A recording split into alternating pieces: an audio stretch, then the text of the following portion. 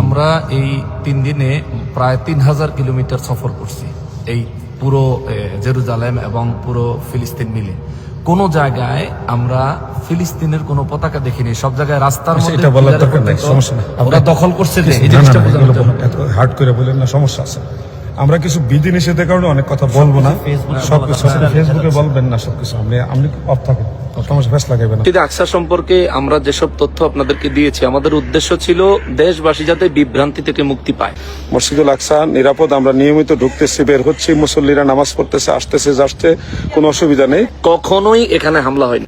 এদিকে এরা তিনজনের মিল্লা ভয়া ভয়া কয় ওই ফিলিস্তিনের অবস্থা তো ভালোই, আমাদের চোখে ভালোই লাগে। এর মানে বোঝা গেল সারা বাংলাদেশের মানুষের কথার কোনো ভ্যালু নাই। আপনারা তিনজন গিয়া পুরো দুনিয়া মনে হয় জয় করে ফেলছেন। এর মানে বোঝা যায় আপনারা ফিলিস্তিনি মুসলমানদের পাশে জীবনেও কোনোদিন হয়তো দাঁড়াননি, ইন ফিউচারেও দাঁড়াবেন না। আপনারা স্পষ্ট ইসরায়েলের দালাল, ঠিক কিনা? বাংলাদেশের মানুষ মনে রাখবে।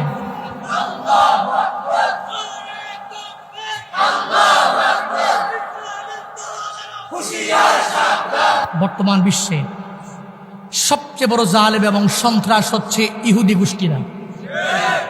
এদের ভিতরে বিন্দু থেকে বিন্দু মাত্র পরিমাণ হিউম্যানিটি নাই, এদের ভিতরে মানবতাবোধ নাই।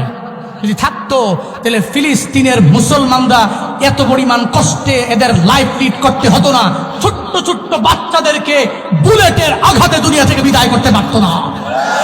তাহলে যারা সন্ত্রাস, এদের সাথে তো আমাদের কোনো আপোষ।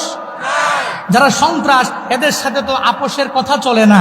যারা সন্ত্রাস, এদের সাথে তো মায়া কইরা কথা চলে না। যারা সন্ত্রাস, এদের সাথে দরদি দিল নিয়ে কথা চলে না।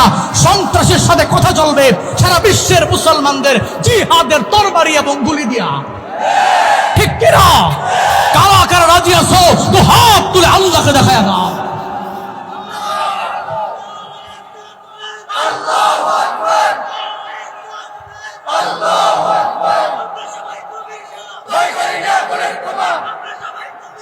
ভয় করি না বলেন ক্ষমা